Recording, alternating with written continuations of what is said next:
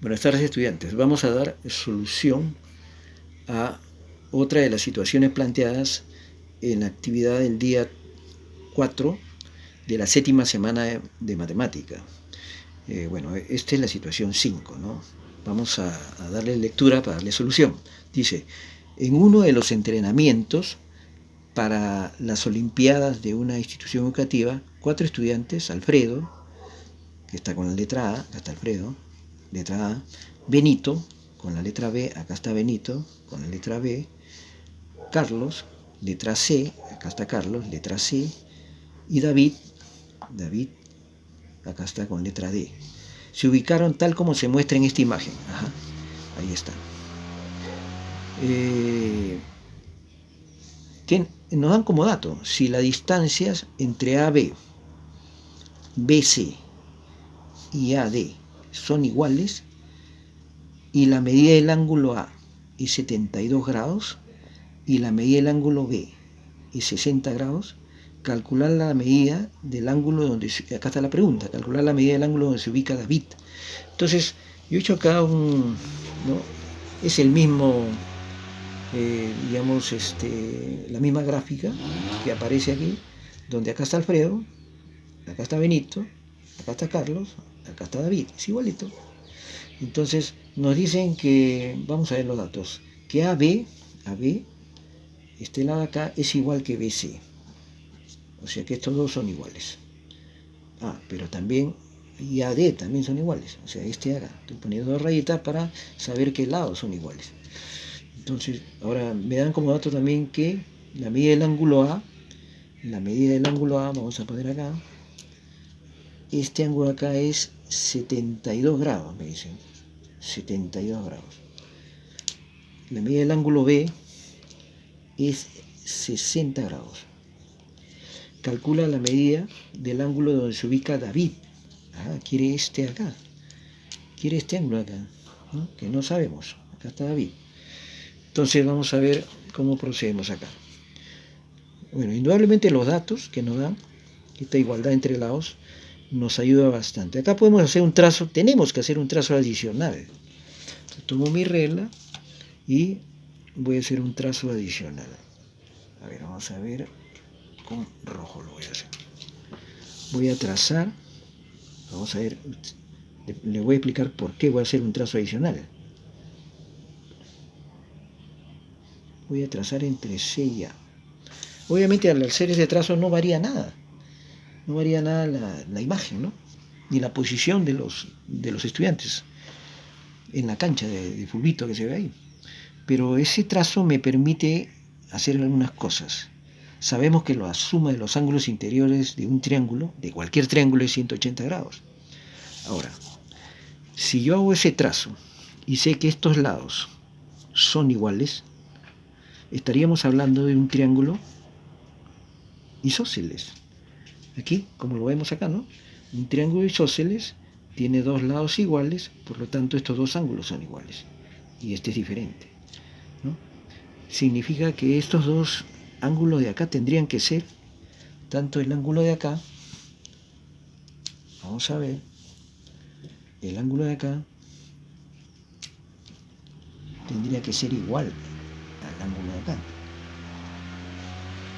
¿No es cierto? Por ser estos lados iguales. Significa que si aquí es 60, la suma de todos tendría que ser 120 para que sea 180 la suma. Recuerden, la suma de los ángulos interiores de todo triángulo es 180 grados. Pero si estos lados son iguales, estos ángulos tendrían que ser iguales. Y la única posibilidad entonces que queda es que para que sea 180 es que acá sea 60 y acá también sea 60. Entonces estaríamos hablando, ¿no?, de un triángulo equilátero. El triángulo equilátero es aquel cuyos lados son iguales y sus ángulos también son iguales. 60, 60 y 60, 180. Ahí está. Entonces, eso nos permite ver algunas otras cosas.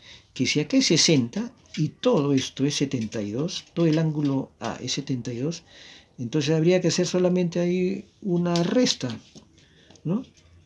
72 menos 60. Y esto es 12. significa que este lado de acá, vamos a ver acá, con verde lo hace mejor. Este de acá es 12. Claro, si yo sumo 12 y 60, me va a salir 72, que es todo el ángulo A, ¿no? Ahora, acá hay otro dato que hemos obtenido al hacer ese trazo, que sabíamos que esto y este es igual, pero lo único que quedaba era que para que sumen 180 tenía que sacar 60 y 60, por ser isósceles. Pero a la vez, al ser ahora un triángulo equilátero, significa que estos tres lados son iguales. Y si esos tres lados son iguales, o sea, el de acá, el de acá y el de acá, por ser los ángulos iguales, ¿no? Y el de aquí es igual que el de acá y el de acá, por lo tanto estos dos también son iguales. Y si estos son iguales, estoy hablando de nuevo de un triángulo isósceles. Y si es isósceles, si estos lados son iguales, estos ángulos de acá también van a ser iguales. Pues vamos a ver. Estos dos de acá van a ser iguales. O sea, el ángulo de acá y el ángulo de acá serían iguales. Y tengo como dato que uno de esos tres, ¿no?, es 12 grados. Por lo tanto, lo único que tendría que hacer es, ¿no?, 12 grados. Acá podría poner inclusive x, si no conozco, ¿no? Pero sabemos que son iguales, por eso le pongo la misma letra. Sería x más 12 grados. Todo tendría que sumar 180 grados, porque es otro triángulo. Entonces sería 2x más 12 grados es igual a 180 grados. 2x es igual a 180 grados menos 12, que me va a salir ¿cuánto? 168, ¿verdad? 168 grados.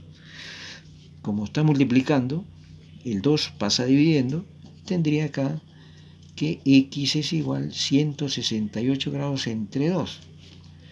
Por lo tanto, x es igual a mitad de 16, 8, mitad de 8, 4, 84 grados. Eso significa que este ángulo de acá sería 84 grados. Y este ángulo de acá también. 84, 84 y 12. La suma de todo es 180. Y ya hemos hallado justo lo que queríamos. Que nos pedían calcular la medida del ángulo donde se ubica David. Solución, entonces. Tenemos entonces respuesta. La medida del ángulo donde se ubica David es, ¿no?, la medida del ángulo donde se ubica David es 84 grados. Listo. Así estaríamos dando por resuelto el ejercicio o la situación 5 de la actividad del día 4 de la 7ª semana de matemática, ¿no?